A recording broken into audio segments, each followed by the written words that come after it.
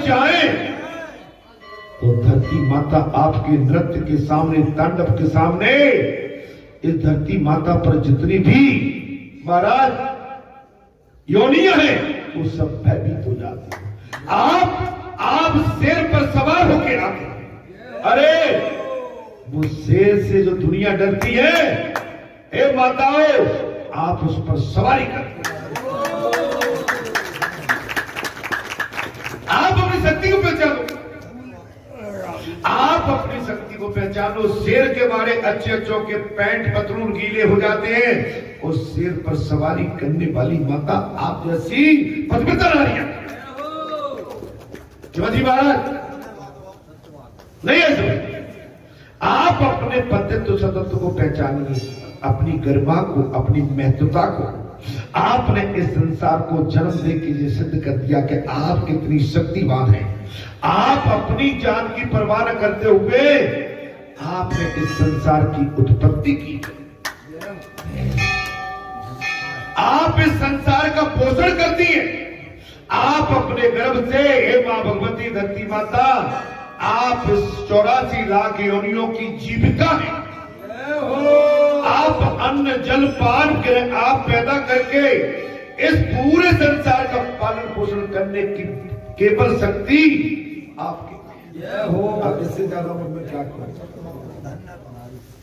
नारी शक्ति से बड़ा कोई नहीं है। आप समझिए, आपने अपना महत्व नहीं जाना। एक भगत हो, संत हो, महात्मा हो, पिता हो, माता हो, लेकिन आपका पतिव्रता धर्म हो, आपके पतिव्रता धर्म के सामने भगवान भी लल्ला बन के गोद में खिल जाते हैं। बोलो सच्चे दरबार की जय। हे संतो, हे महात्माओं, अबला नारी है तुम्हारी यही कहानी। अबला नारी है तुम्हारी यही कहानी। अरे आंचल में दूध और आंखों में पानी, तुम्हारी ममता के सामने बड़ी परास्त हो जाती है। आपकी करुणा के सामने हताश हो जाते हैं। माता की करुणा, माता की ममता और माता की दया और माता की पवित्रता, आशीर्वाद जिस पर रहता है, उसका संसार में कोई कभी विनाश और महाराज किसी तरह का उसे दुख नहीं दे सकता है। ये साक्षात महाराज साधु, जिसके मन में कहा चल रहे थे भैया,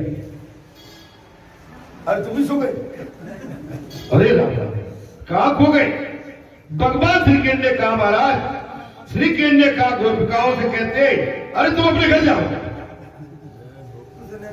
उस महान पतिव्रता धर्म की छोड़कर तुम क्यों आई हो? अपने पति और संतान को भगवान का अंश मानकर प्राणमय से आप सेवा करोगे तो वे घर में रहेंगे और तुम्हारा कल्याण होगा। श्री कृष्ण कहते हैं, मेरा संयोग की अपेक्षा मेरे वियोग में तुम्हें कई गुना अधिक सुख मिलेगा। मेरे पास में नहीं, मेरे लिए दूर रह के तड़पोगी, उसमें तुम्हें कई गुना लाभ मिलेगा। भगवान श्री कृष्ण कहते हैं, मेरे संयोग की अपेक्षा मेरे वियोग में तुम्हें कई गुना अधिक सुख मिलेगा। वियोग अवस्था में मेरा पति भली भांति, वियोग अवस्था में मेरा पति भली भांति, क्या कह दिया महाराज, अर्थात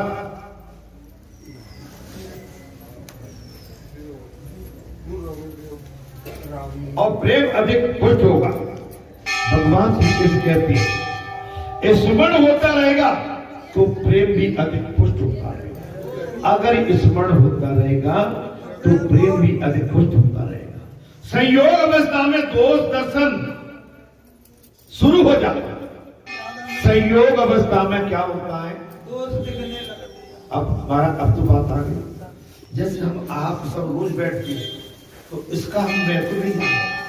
क्या करें हम आप डेली एक दूसरे के प्रति बैठे, एक दूसरे के नजदीक रहे और मिलते जुलते रहे तो उसका हम बहुत ऐसा बात साधारण बात है, लेकिन कई दिनों में मिले लंबे टाइम। भगवान जब वही कह रहे हैं, भगवान कह रहे हैं कि आप मेरे नजदीक आ गए और मेरे दर्शन कर रही हैं। जो आपको साक्षात मेरे दर्शन में जो सुख नहीं आप मुझसे दूर रह के मेरे वियोग में, मेरे से दूर रह के मेरे वियोग में मेरे दर्शन करें, तब आनंद आए। मुझसे दूर रह के मेरे वियोग में दर्शन, वियोग अवस्था में गुणों का ही स्मरण चिंतन होता है। तुम्हारा प्रेम शुद्ध होगा तो मेरे स्वरूप को ही प्राप्त हो। मेरे में ही मिल जाओगे अगर सच्चा प्रेम। नहीं, प्रेम क्या होता है?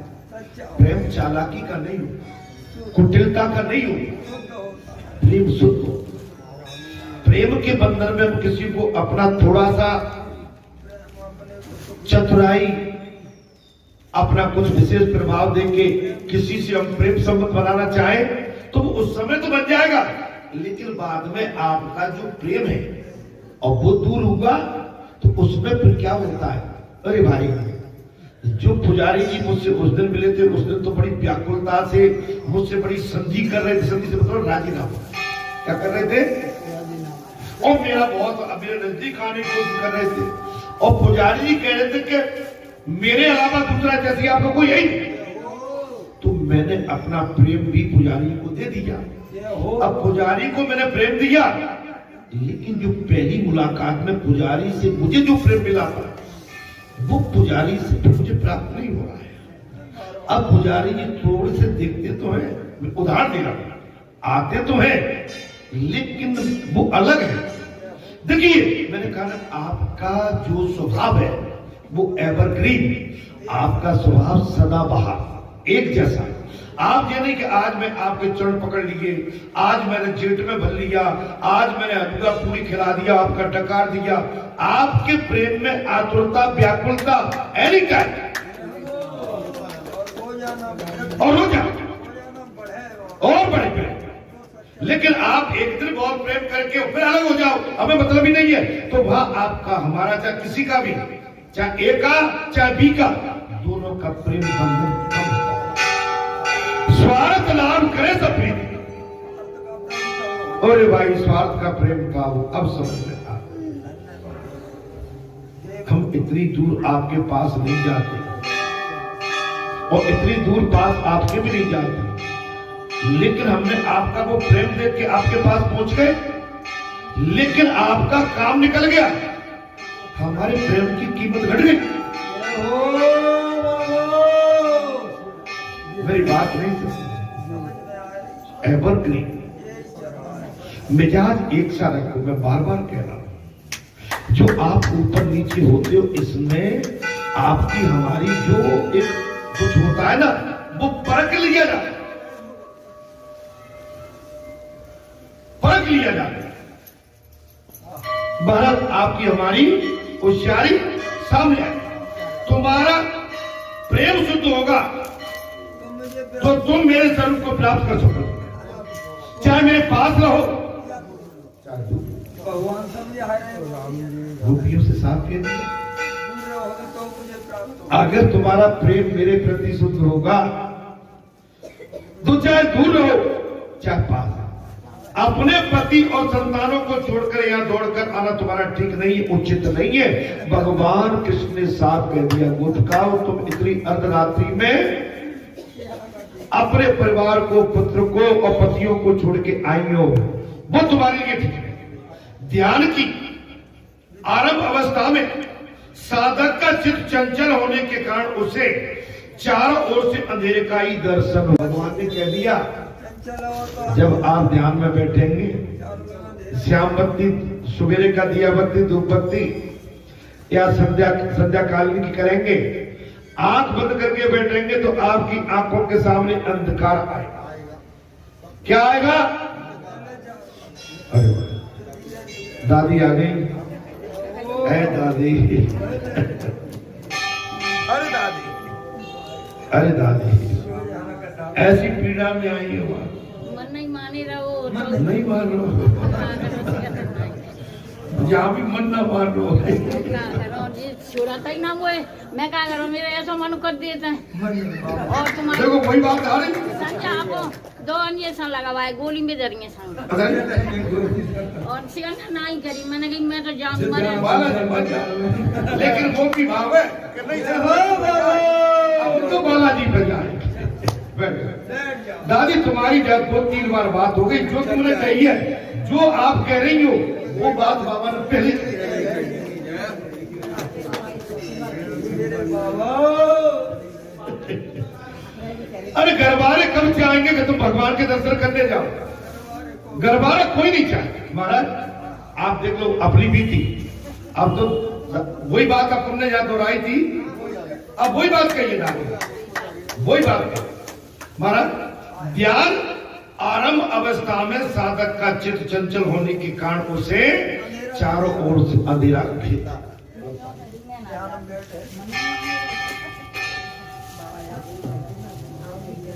दादी बुखार उतर जाएगा, शांति से कथा सुनो पड़ेगा।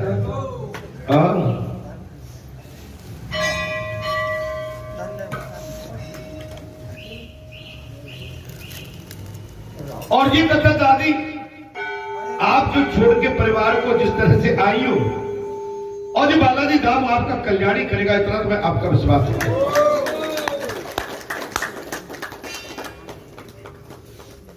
ईश्वर रूपी प्रकाश का नहीं, यदि ये निराश न होकर प्रयत्न करता रहे तो अंधकार चीरकर प्रकाश अवश्य आ जाए।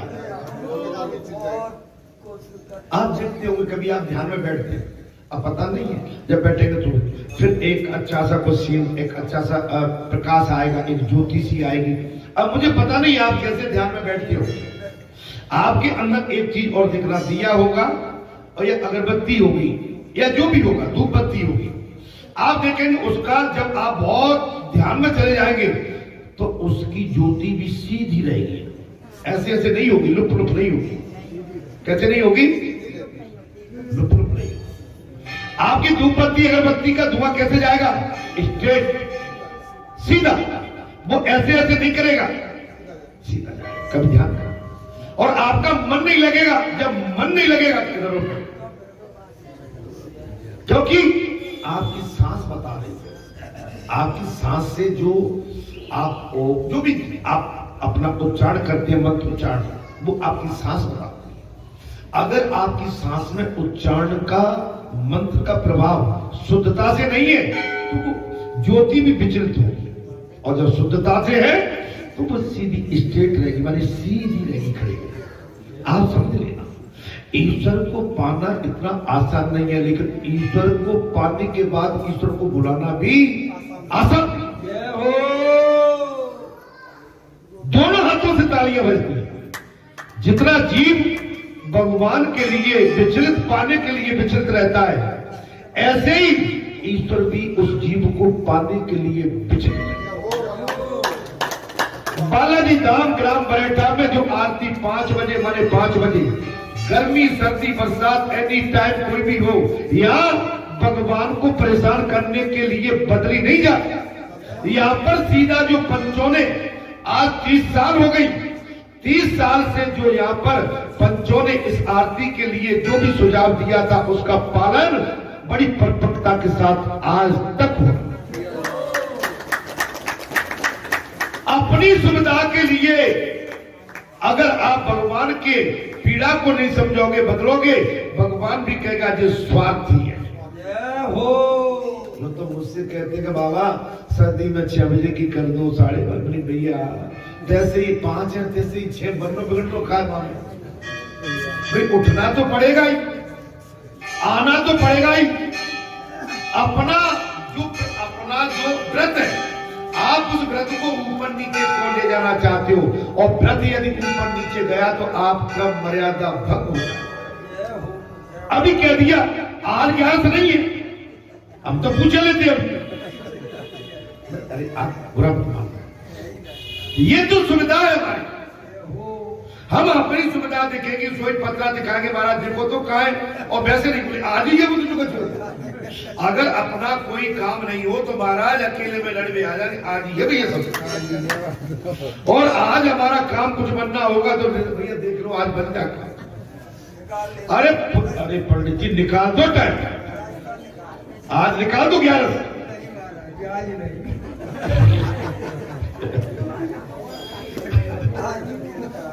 आज खीर करा, आज मंगोड़े गरम गरम नहीं खा पाए।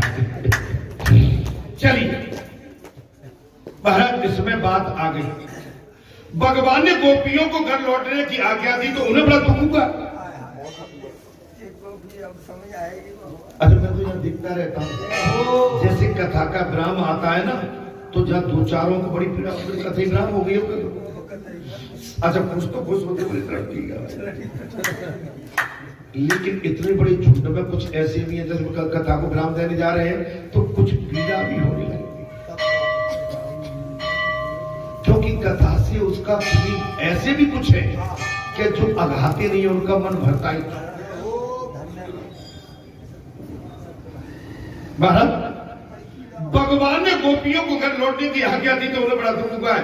आज भगवान ऐसे निठुर क्यों हो गई? गोपिकाएं कह रही है आज भगवान को क्या हो गया है, ऐसे निठुर कैसे हो गए कि उन्हें घर जाने के लिए बार बार कह रहे हैं।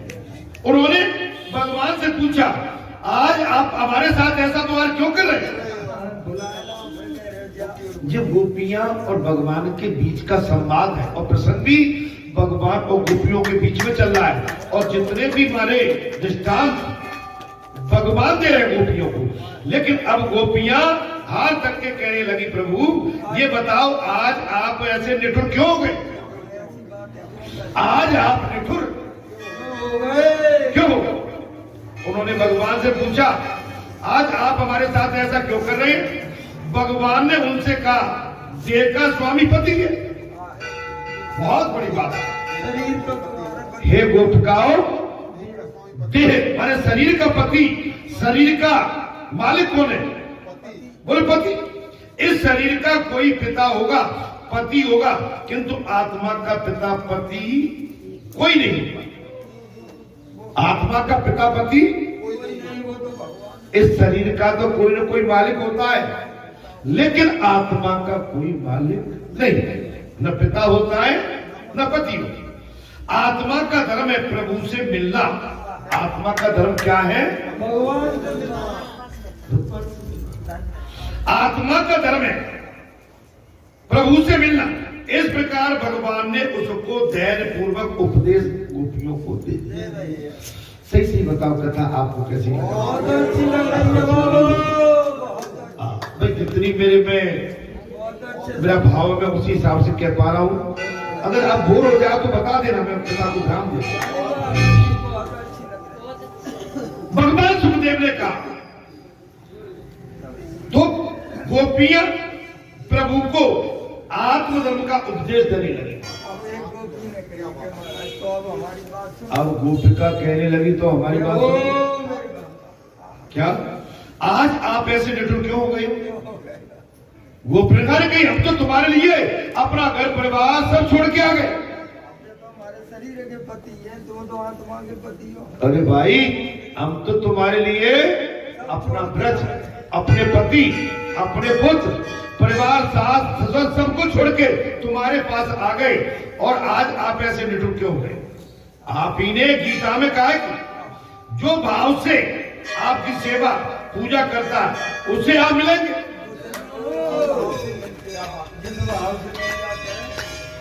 उसी भाव से आपने गीता में ही तो कहा है, जिस भाव से जो आपको प्राप्त करना चाहेगा, भजन करेगा, आप उसी भाव से मिलेंगे। तो फिर अब हमें आप घर लौटाने के लिए क्यों बार बार कह रहे? आप ये बताइएगा बार बार हमको घर लौटने के लिए क्यों कह रहे हैं? आप तो पतित पावन और दया के सागर हैं। क्या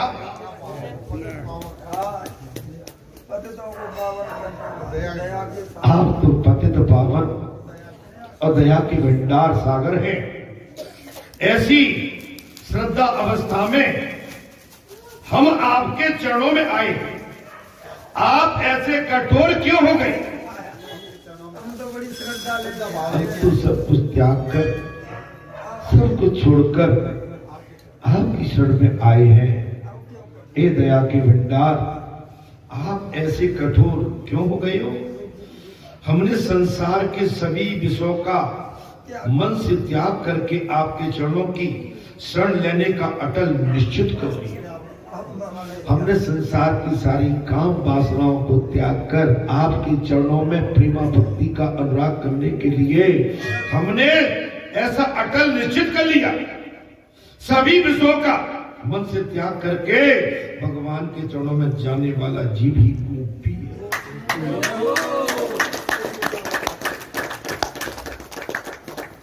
संसार रूपी सभी विषयों का त्याग करने वाला और भगवान की शरण में जाने वाला जीव ही गोपी है।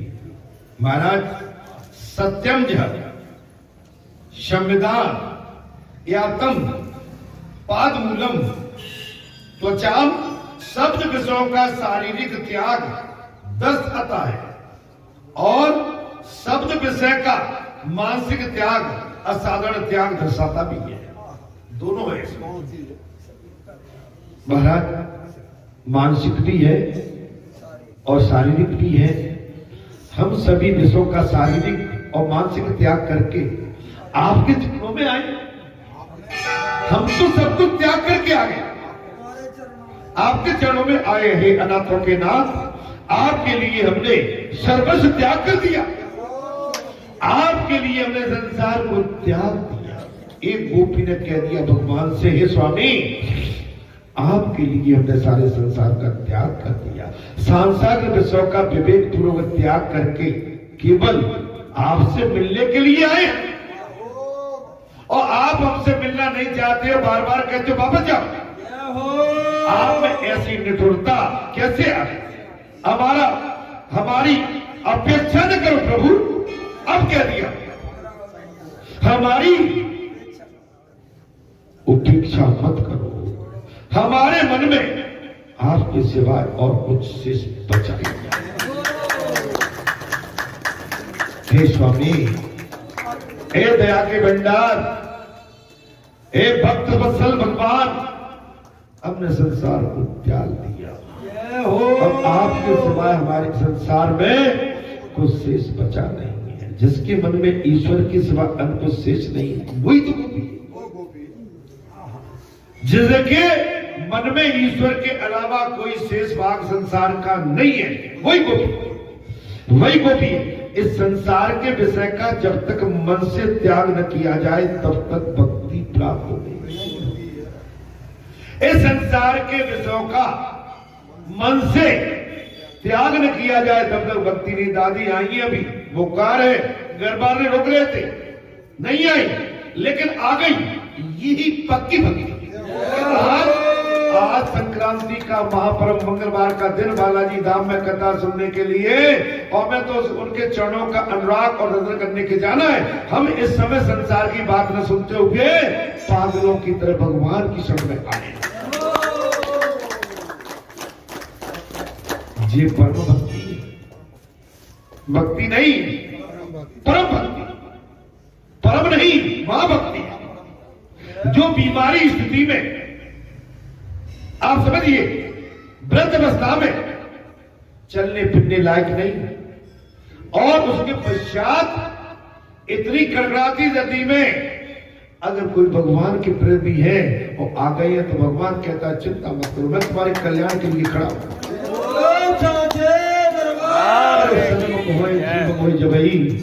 और जन्म कोट अग्नासो तभी, जब जीव सब छोड़ के मेरी शरण में आ जाता है मैं गारंटी देता हूं कि उसके जन्मों जन्मांतर के पापों का विनाश कर देता हूं। मैं उसी तरह से करता हूं जैसे एक गऊ अपने बछड़े को जन्म देती है, एक गऊ अपने बछड़े को जन्म देती है और बछड़े के शरीर से गऊ के गर्भ से गंदगी लिपटी रहती है। बछड़े के शरीर से गऊ जब जन्म देती है बछड़ी या बछड़े को गंदगी लिपटी रहती है और जब वो बछड़ा बाहर आ जाता है गऊ अपनी धर्म रूपी जिब्या से चाट के गंदगी को साफ करती है। मेरी घर में आ जाओ, तुम्हारे संसार रूपी गंदगी को साफ करने का काम मेरा है। कब? तब सब त्याग के आ जाओगे गोपियों की तरह। तब ऐसे नहीं, मन चंचल नहीं होना चाहिए।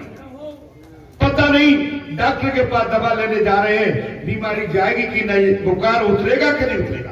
अगर पक्के मन से डॉक्टर के पास गए हैं और आपने दवा का सेवन सही टाइम पे किया है, हम वचन देते हैं आपकी बीमारी खत्म हो जाएगी। ऐसे ही अगर वास्तव में पक्के मन से बालाजी धाम में आए, भक्ति को लेने के लिए, राम भजन को लेने के लिए, राम मंत्र लेने के लिए, अगर पक्के मन से आपने ये मंत्र ग्रहण किया है तो विश्वास देते हैं कि आपका संसारी रूपी रूप खत्म हो गया।